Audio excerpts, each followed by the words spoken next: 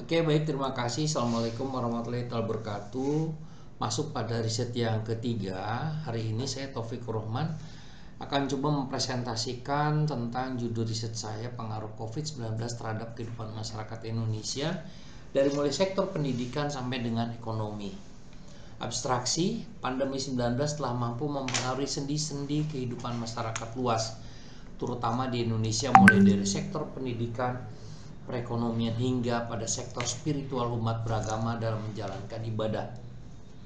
Penelitian dilakukan secara kualitatif dengan sumber dari sektor-sektor yang diangkat. Penelitian ini memaparkan tentang penelitian ini memaparkan beberapa perilaku yang bekerja pada sektor-sektor yang diangkat. Penelitian memaparkan kehidupan masyarakat terkait perubahan yang dirasa, dampak dan trauma yang dihadapi, bagaimana mereka survive, serta hikmah yang dipetik dalam segala keterbatasan akibat pandemi. Hasil yang diperoleh pada penelitian ini yaitu pada sektor pendidikan terdapat sistem daring dengan dampak yang kurang efektif, sedangkan di sektor ekonomi mengubah masyarakat lebih kreatif namun tetap berdampak pada penurunan penghasilan. Di sisi spiritual, keagamaan membentuk kegiatan keagamaan beradaptasi dengan keadaan yang berdampak pada kegiatan agama di rumah secara live streaming dan lain-lain. Selain itu, trauma yang dialami beberapa rasa takut tertular virus COVID, namun mereka tetap survive dengan belajar mandiri, menekan biaya pengeluaran dan memperbanyak ibadah. Hikmah yang diperoleh atas pandemi ini yaitu lebih sering berkumpul dengan keluarga, semakin kreatif dan khusyuk dalam beribadah, dan terpupuknya jiwa saling membantu. Kata kunci COVID-19, pendidikan dan spiritual keagamaan. Pendahuluan. Di awal tahun 2020, dunia dikejutkan dengan hadirnya virus yang menyerang sistem pernapasan manusia yang dikenal dengan coronavirus COVID-19. Virus ini awalnya dikenal menyerang Cina, tepatnya di kota Wuhan pada November 2019 silam. COVID-19 yang diprediksi hanya merupakan virus normal ternyata memiliki efek mematikan dan penyebaran yang sangat cepat. Hingga saat ini, pada data kami 8 bulan Juni 2020, WHO melalui websitenya menyampaikan jumlah kasus yang terkonfirmasi itu hampir 6.881.352 orang dan kematian yang terkonfirmasi itu 309.895 orang, yang mana tersebar di 216 wilayah di seluruh negara di dunia. Untuk di Indonesia, update terakhir 8 Juni 2020 di website gugus tugas percepatan penanganan COVID-19 didapati jumlah positif 32.033 orang, yang sembuh 10.904 orang dan yang meninggal 1.883 orang. Kita lihat grafiknya di sini. Ini diambil data tahun 2020 8 Juni 2020. Nah, dilihat dari data di atas terlihat bahwasanya kasus COVID masih terus mengalami peningkatan. Adapun gejala yang dialami mereka yang positif COVID, batuk itu 75,7%, riwayat demam 50,7%, demam 45,9%, sesak napas 40,7%, lemas 34%, sakit tenggorokan 30,9% dan sebagainya. Diambil dari covid.co.id. WHO juga mengatakan bahwa COVID menular melalui orang yang terinfeksi virus tersebut dengan penyebaran melalui tetesan kecil dari hidung ataupun mulut mereka. Ketika penderita COVID-19 batuk atau bersin kemudian mengenai mereka yang sehat, baik dari media permukaan, benda yang disentuh ataupun menyebar ketika terhirup oleh seorang ketika berdekatan. CNBC Indonesia 2020. Oleh karena itu, COVID-19 merupakan musibah hingga saat ini belum bisa diprediksi sampai kapan akan berakhir.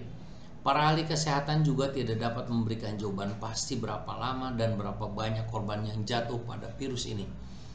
Jika dilihat dari jumlah terkonfirmasi positif 19 yang terus mengalami peningkatan dan penyebaran yang sangat mudah terjadi, WHO merekomendasikan untuk menghentikan sementara kegiatan yang berpotensi menimbulkan kerumunan massa. Pemerintah Indonesia dalam menghentikan laju COVID-19 dianggap sudah berhasil menurut dunia internasional karena jumlahnya makin terkendali. Juga mengeluarkan kebijakan secara statement berupa work from home, WFH, social distancing, pembatasan sosial berskala besar, dan sebagainya, yang mana hal tersebut akan mempengaruhi sendi-sendi kehidupan masyarakat. Selain dari sisi kesehatan yang berdampak, diprediksi ada beberapa faktor yang berpotensi mengalami penurunan akibat virus ini. Di antaranya pariwisata, transportasi, konstruksi, pendidikan, keuangan, dan sektor lainnya. Bahkan sektor barang jasa juga kena dampak. Namun hingga pada sektor spiritual keagamaan juga dipengaruhi oleh adanya pandemi COVID-19. Dalam hal ini MUI Indonesia sampai mengeluarkan Fatwa nomor 14 tahun 2020 tentang penyelenggaraan ibadah haji dalam situasi terjadinya pandemi COVID-19. Dalam melihat hal ini, jelas bahwasanya muncul COVID-19 memiliki pengaruh yang sangat besar terhadap kehidupan masyarakat.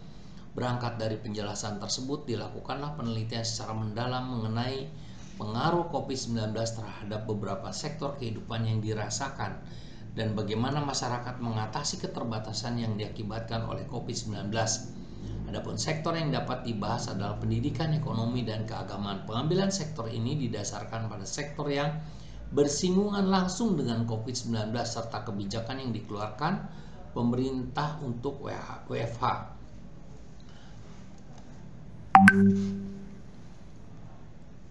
Pengambilan sektor ini didasarkan pada sektor yang bersinggungan langsung dengan COVID-19 serta kebijakan yang dikeluarkan pemerintah untuk work from home, pemberlakuan social distancing, adanya surat edaran Kementerian Pendidikan dan Kebudayaan, Direktorat Pendidikan Tinggi nomor 1 tahun 2020, dan munculnya Fatwa Majelis Ulama Indonesia tentang COVID-19 yang memiliki kaitan langsung dengan sektor pendidikan, ekonomi, dan juga keagamaan. Kajian literatur sistem pembelajaran di Indonesia. Pada umumnya sistem pembelajaran di Indonesia masih melibatkan sistem konvensional di mana memadukan pembelajaran tatap muka dengan media komunikasi multimedia. Namun seiring dengan perkembangan era teknologi, banyak sekolah khususnya di kota telah memanfaatkan internet. Menurut Lantip dan Rianto 2011, teknologi informasi adalah pengetahuan dalam bidang informasi berbasis komputer dan perkembangannya sangat cepat. Puji Lestari 2020 menjelaskan bahwa terdapat klasifikasi pemanfaatan ICT ke dalam 3 jenis, yaitu sebagai media pendidikan, sebagai mencari informasi, dan terakhir sebagai media pembelajaran. Namun penggunaan teknologi informasi di Indonesia baru saja memasuki tahap mempelajari berbagai kemungkinan untuk pengembangan dan penerapan teknologi informasi untuk pendidikan. Menurut Puji Lestari 2020 terdapat istilah e-education, di mana ini adalah sebutan untuk penggunaan IT di bidang pendidikan. Internet membuka sumber informasi yang sulit untuk diakses. Internet membuka sumber informasi yang sulit diakses serta memungkinkan pengembangan layanan informasi yang lebih baik di lembaga pendidikan.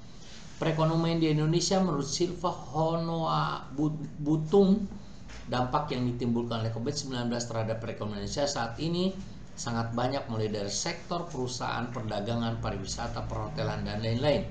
Kemudian juga terjadinya kesusahan berupa PHK dalam pekerjaan yang berakibat pada sulitnya pemenuhan kebutuhan sehari-hari karena tidak adanya penghasilan. Dalam kajian lain yang dilakukan oleh Eka Budianti mengatakan bahwa dampak yang ditimbulkan oleh COVID-19 pada perekonomian di Cina mempengaruhi pada perekonomian Indonesia khususnya di sektor perdagangan dan pariwisata. Sejak Januari 2020 telah terjadi penurunan ekspor impor dari dan ke Cina. Begitupun dengan jumlah wisatawan Cina yang mengalami penurunan cukup drastis. Beberapa upaya yang dilakukan adalah dengan melakukan ekspor ke negara lain, meningkatkan produksi konsumsi, serta meningkatkan wisatawan dalam negeri maupun dari luar Cina. Dampak lain juga dirasakan oleh pebisnis berbasis platform online di Jakarta. Taufik dan Eka tahun 2020 menyebutkan di mana ditemukan ada beberapa dampak positif dan juga negatif dalam aktivitas bisnis mereka, yaitu pertama, Terdapat bisnis yang bertahan atau stabil seperti bisnis yang menggunakan model interaksi platform online